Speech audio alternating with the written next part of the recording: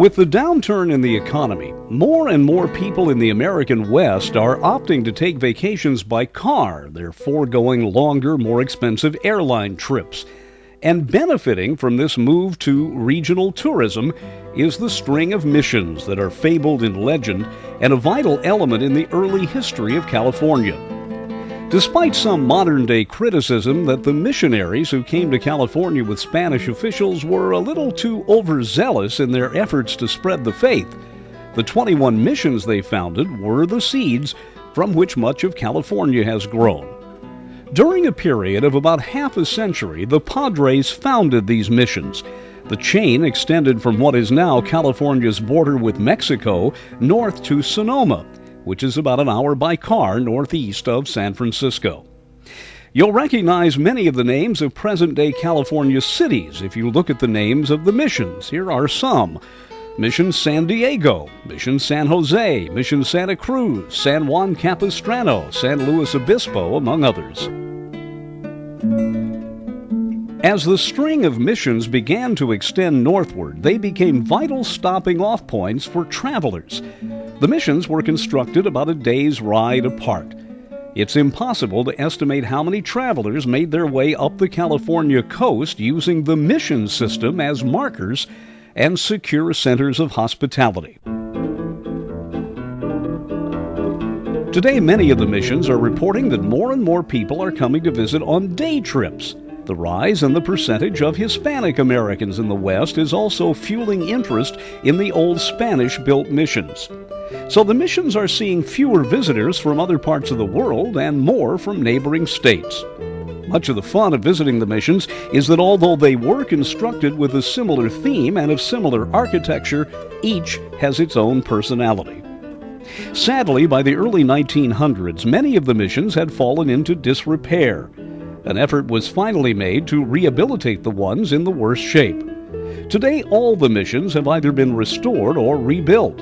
Most of them still serve as churches with active congregations. Some have excellent museums, and a few have nearby examples of earlier times in American history.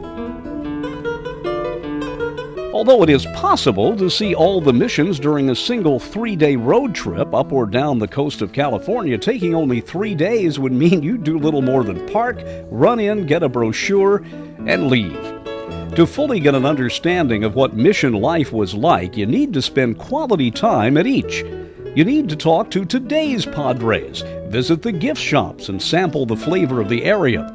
This kind of extensive and loving overview of California's missions deserves a week-long trip. The most visited mission in California is the old church in San Juan Capistrano. The mission was founded in 1776. That date is significant if you consider that while the Padres were setting up yet another outpost in California, European-American civilization and infrastructure had advanced on the East Coast to the point the colonies were declaring their independence.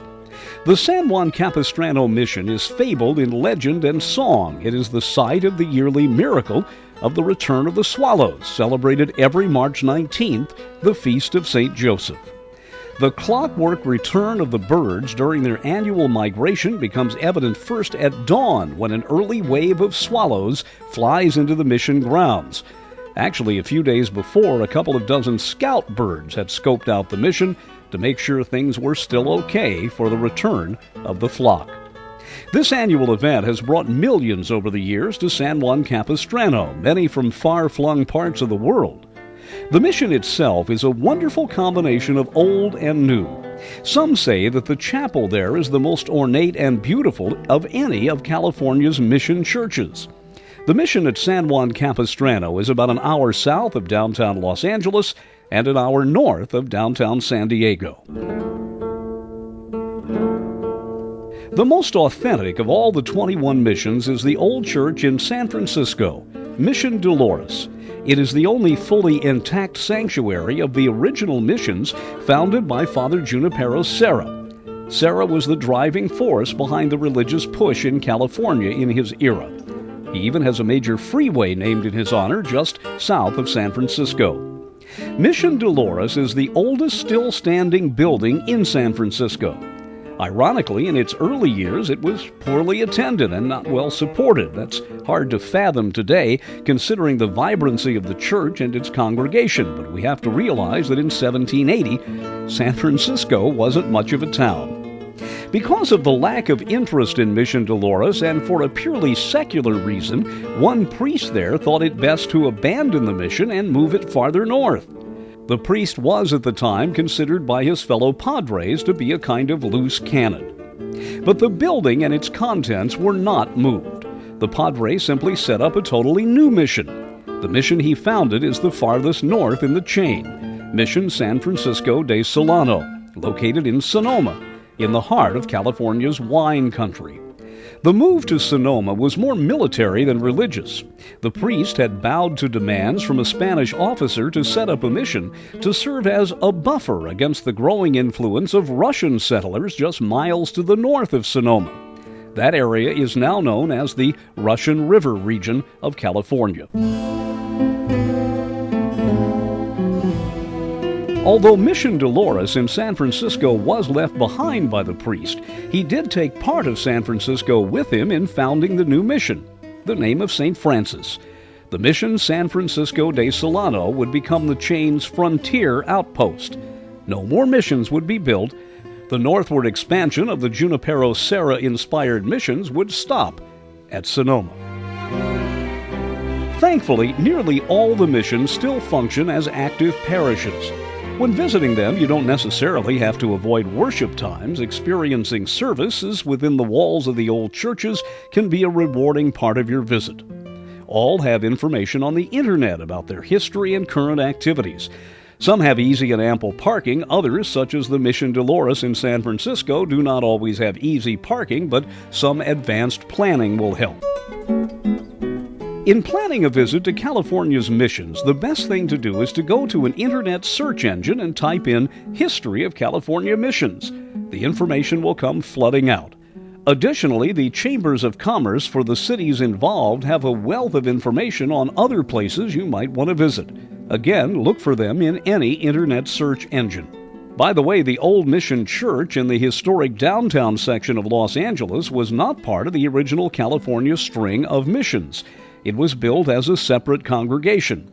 While today's Los Angeles grew up around the original Spanish settlement, the mission in the LA area, founded as part of the original 21, is the Mission San Gabriel, located in, you guessed it, San Gabriel. That's about an hour's drive from downtown Los Angeles. California's missions served not only as a string of hospitable way stations, they provided nearly 24 tiny centers of civilization. They brought some sense of order to the region, enhancing the early culture and providing the mechanism for California's eventual growth. Today they serve not only as living looks at the past, but as present-day houses of worship and centers of information. Oh, and one other thing. The current clergy and others at the missions are used to dealing with tourists. They'll love to show you around.